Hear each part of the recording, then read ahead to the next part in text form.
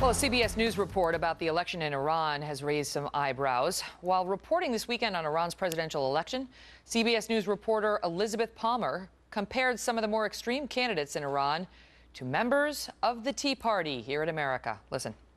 He was seen as the most reform-minded of all the candidates who ran this time. That being said, they were all very conservative. In U.S. terms, it was as if all the candidates for the presidency came from the Tea Party. Michelle Malkin is a columnist and a Fox News contributor. What does that say to you, Michelle? You know, we have a term at Twitchy for these elitist snobs in the so-called mainstream media. We call them special snowflakes. They're so special. They're the ordained purveyors of truth who purport to know what is the accurate picture of politics in America. Elizabeth Palmer is a Canadian journalist based in London who thinks that she's giving a fair, balanced, and neutrally objective view of a comparison between Iranian mullahs and the Tea Party.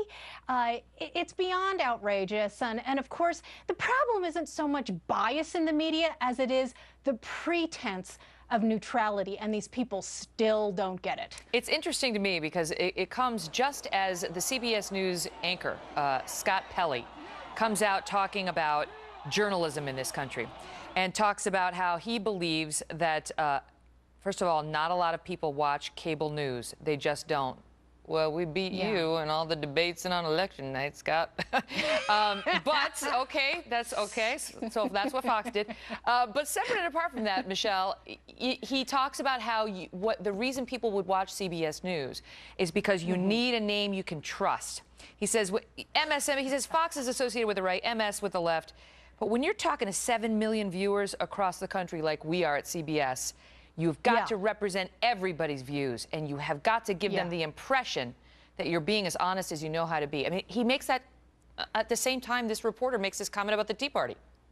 Yeah, let's unpack a little bit of that. Give the impression that you are fair and balanced, as if delivering the news is a Monet painting. No. I think what we have to remember about CBS News, of course, is, and I love the quip from Sarah Palin. You did a fabulous job, by the way, this morning on Fox and Friends, Megyn. Thank you. That CBS took, it puts the BS in CBS. Well, CBS News took the news out of CBS News a long time ago, and nobody should forget when we're talking about media and distortion that CBS was the king of manufacturing news. These are people who accused the people who debunked Rathergate of being, quote, partisan political operatives. Talk about the worst kind of psychological projection there. When we talk about I've talked a long time now as someone who's had a foot in both new media and old media about the extended death cry of snob journalism. And CBS has been at the forefront of that. Scott Pelley's comments deriding and mocking his competitors in cable news just shows you how much these people chafe at effective competition. They hate it. And the thing on the Tea Party is, I mean, like, it's just sort of accepted. Like, there's been no apology for what she said. Maybe she misspoke. Maybe she got out too far ahead of her skis. Maybe CBS News doesn't back those comments. But could we know that? You know, that's very easily corrected or spoken to.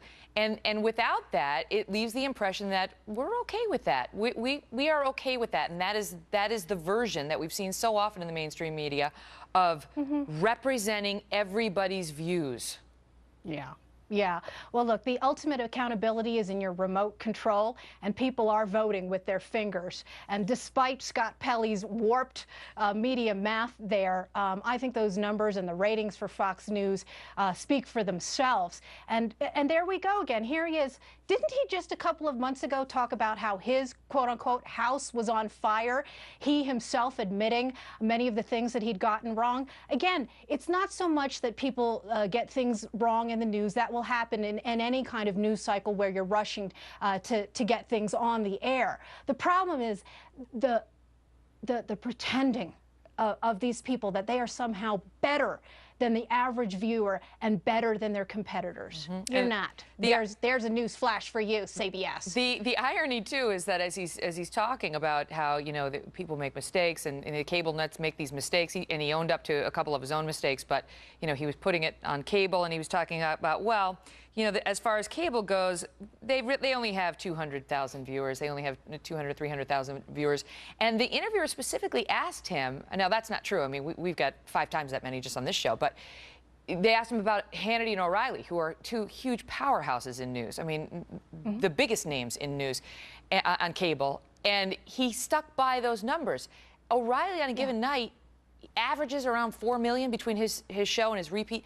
I mean, and it's just ignored. I mean, he's telling people misinformation, and for what? Why is that necessary? Why can't he just say that guy's a big star, he's got a huge following, very successful, both of them. Instead, he's got to diminish, and there's a question about trustworthiness. Yeah, and like I said, that question has been there for years now, and I think he didn't do himself any service now as the heir to Dan Rather. He sure is filling those shoes pretty well, the propagation of lies and smears. But let me just draw a little bigger picture here, because it isn't just about CBS versus the Tea Party. If you'll recall, over the last several years, the hit pieces and the targeting are on par with what the government has been doing. You look at ABC and how they tried to tie the Tea Party to the Sandy Hook Newtown massacre, or NPR, which was caught undercover by investigative journalist James O'Keefe, trashing the Tea Party, calling them racist and bigoted and intolerant. And once again, all they're really doing is holding a mirror to themselves and showing just how uncomfortable they are with people who disagree with their views. And ultimately, of course, it's going to bite them in their own backsides when it comes to competition in the marketplace. They lose, we win.